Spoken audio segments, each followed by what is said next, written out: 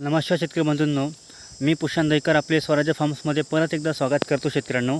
तर हा शेतकऱ्यांनो तणनाशकाचा दुसरा व्हिडिओ आहे। याच्यामध्ये आपण तणनाशकाच्या चुकीच्या वापरामुळे किंवा आपण वापर योग्य न केल्यामुळे जमिनीवरती पिकावरती काय परिणाम होतो याच्याबद्दल आपण थोडक्यात जाणून घेऊ।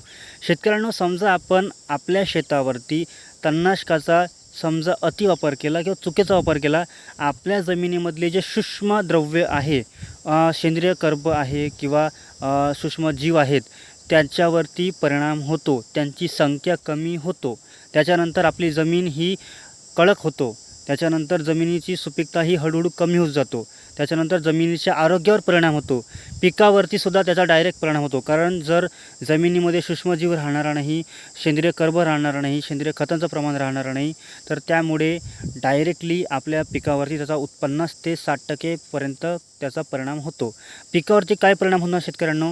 तर पिकावरती पिकाची वाढ कमी होणे, पिकाला फुटवा येणार नाही, पिकामध्ये समजा फूल आला असेल तर फुलगळ होणार, पानगळ होणार, पाने पिवळी पडणार, कपाशीवरती असं म्हणजे जमा होऊन जाणार पानं पूर्णपणे, जमिनीतून खतं घेऊ शकणार नाही। आणि तणांचा आणि कचऱ्यांचा काय होतो शेतकऱ्यांनो?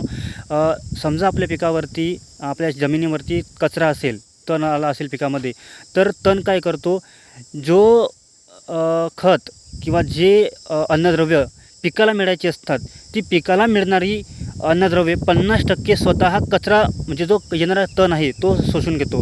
म्हणून आपल्या तणांचा योग्य पद्धतीने नायनाट करणे, बंदोबस्त करणे खूप अत्यंत गरजेचं आहे शेतकऱ्यांनो। आणि तणनाशकाचा वापर योग्य कशा पद्धतीने करायचा? तर शेतकऱ्यांनो, कुठलाही तणनाशक असो पिकावरती फवारताना उडू देऊ नका, कारण थोडाफार प्रमाणामध्ये त्याचं नुकसान होतं शेतकऱ्यांनो। आणि तसंच शेतकरी बंधूंनो, प्रति एकरी 150 ते 200 लिटर पाणी हा आपण घ्यायलाच पाहिजे शेतकऱ्यांनो।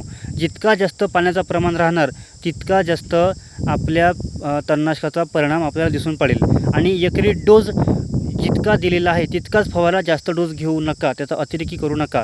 त्याच्यानंतर सकाळी आणि सायंकाळीच तणनाशक फवारा, जमिनीमध्ये ओलावा असतानाच तणनाशकाची फवारणी करा।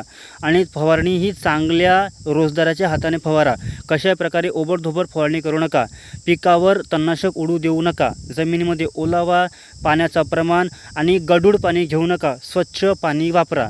जर आपण ह्या गोष्टी ह्या काळजी घेतली आहे तर आपण आपल्या पिकाचं नुकसान होणारा वाचवू शकतो, जमिनीचं नुकसान वाचवू शकतो आणि उत्पन्नामध्ये चांगली वाढ करू शकतो। आणि शेतकऱ्यांनो, तणाचा जर आपण चांगला बंदोबस्त केला तर तणापासून आपण सेंद्रिय खतसुद्धा किंवा त्याच्यापासून आपण खतसुद्धा तयार करू शकतो शेतकऱ्यांनो। आपण ही काळजी घेतली पाहिजे, काळजी घेऊन चांगला शेतकरी बनला पाहिजे, उत्पन्न वाढवलं पाहिजे। माहिती आवडली असेल शेतकऱ्यांनो तर सबस्क्राईब करा आणि शेअर करा व्हिडिओला। धन्यवाद शेतकरी बंधूंनो।